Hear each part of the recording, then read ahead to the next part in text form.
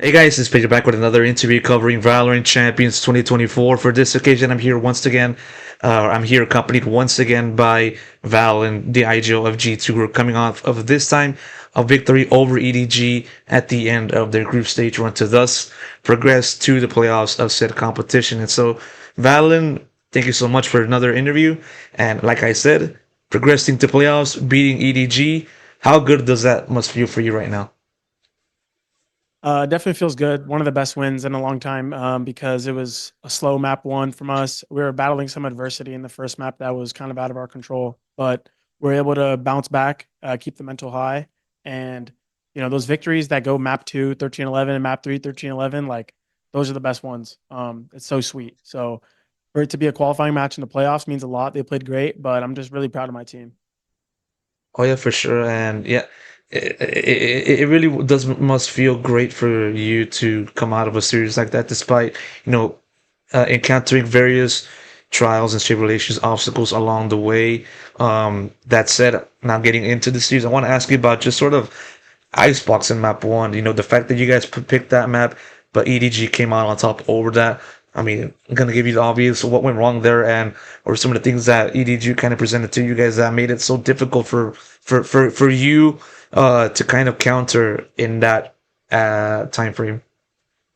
Yeah, so we're kind of known for having strong retakes on A, but for EDG, they had a lot of protocols centered around winning those post plants, being disruptive in the mid round. So, or sorry, in the middle of the post plant. So they weren't giving us those opportunities to actually get onto the bomb site. We saw, Kang pushing into screens a lot, getting 2 kills. He was firing on all cylinders.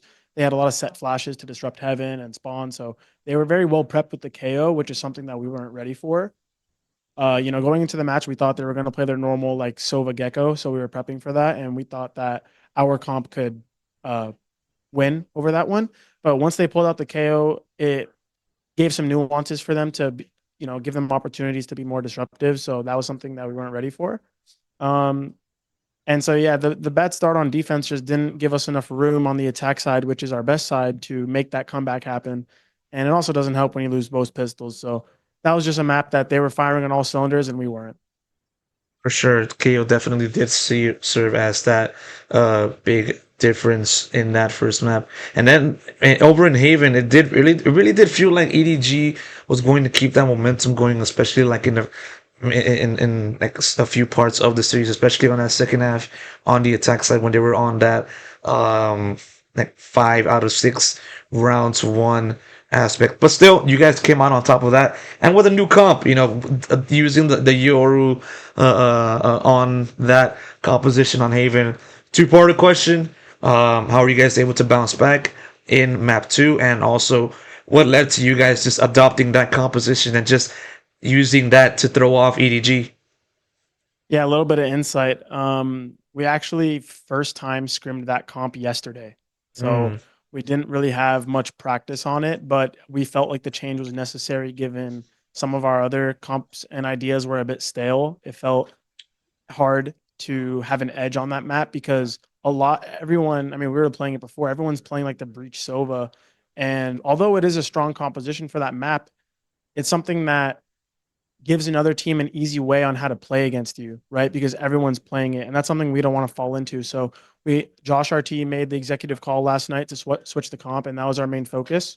Um, and I think it brings a lot of like different plays you can make on the map. You saw us like doing some more fakes, a lot more map control with the Yoru now, and it kind of gives that buffer since you're not running the Sky.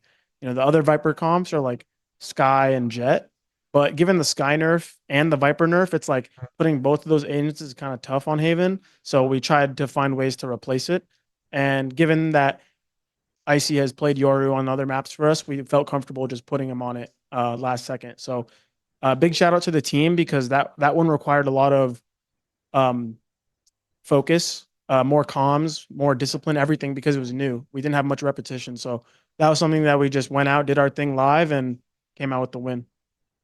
yeah, that is also definitely a risky play, but still one that came out with good success. I mean, we've seen other teams kind of adopt different comps, like Sentinels, using the Deadlock. I believe Leviathan's been using that as well, much more recently. In contrast to the kind of composition they've been using in the past.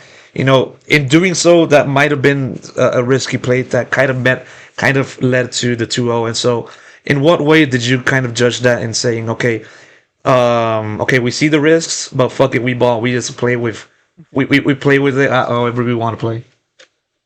Yeah, I mean, I thought it would be something they weren't prepped for, and we were very confident that they were going to go for the Haven pick, given their map priorities versus ours. So we were having a lot of effort into Haven the entire week. We were playing a previous comp, but we swapped it, so we couldn't carry over the repetition.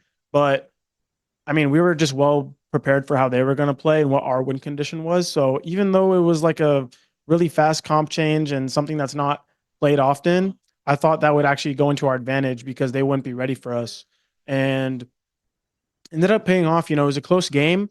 We were I thought we could have got more on attack, but I think the lack of reps and comfort on the agents even and on the macro play just we gave up gaps. Like we didn't have an alarm bot see one round, they get a free flank, or one time they push through A, get a free flank. Like it was just a bit hectic for us. It wasn't very flushed out. So I think that was the biggest problem of why we couldn't get to, like run away with an 8-4. It could have been even cleaner, man. We were confident going into that.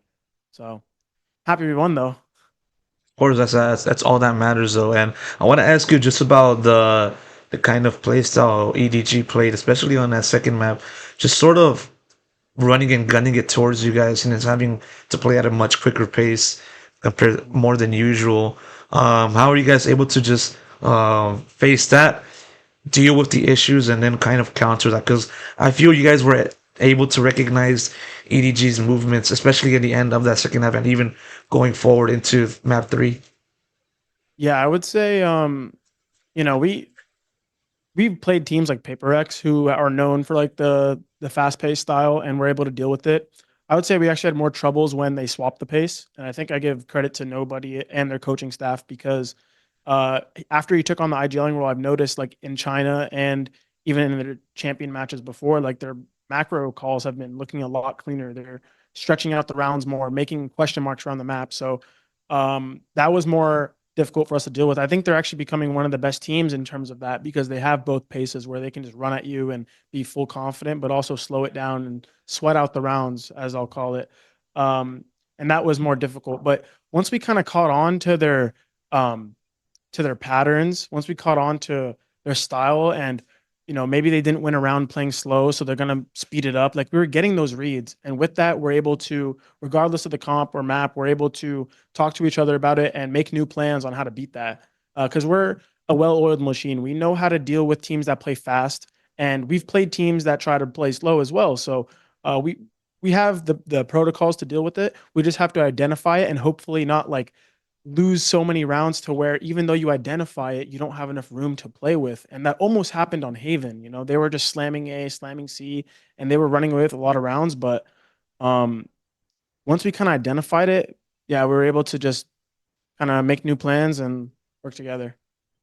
For sure, and it came out with a W, another W this time, going over to playoffs. Like I said, it's been it was a scare at times to see you guys face off against EDG, but you guys were able to come out on top, going to playoffs. Um, what are some of the changes that? Well, first off, just want to ask you just sort of your mindset now that you made it to playoffs and just being atop the eight best teams in the world, getting one step closer towards the ultimate goal that is the title. And so, um, Mhm. talk to me about that. How good must that feel for you, and the kind of work ethic that the team has been put in or has put in throughout this entire year. Yeah, it's just it's one milestone that we're climbing. We look up the mountain, we see the trophy, but there's a lot of steps in between. That's been our mindset. So I am happy with the win. I'm not, job's not finished though. Making playoffs, no one's gonna remember you going top eight. They'll remember you if you win. So for us, job's not over. We're happy to make it. It's one step closer, but ultimately the eyes is on the top of the mountain where we want to lift that trophy. I'm gonna continue working hard because these were this was a very, very close series. It could have gone any team's way. So there's a lot of mistakes to fix, a lot of new things we can add, and hopefully we're even better going into playoffs. Got one more question. Gonna make it quick. Any teams Oh, that they're telling uh me no more questions. okay. All right then. I'm gonna have to wrap it up then. Valyn, thank you so much for taking the time doing this interview real quick. Once again, best of luck goes to you, best of luck goes to the team, and best of Thank luck you. in the future. Thank you. All right, thank you so much, man. Take care, man. Yeah, of course.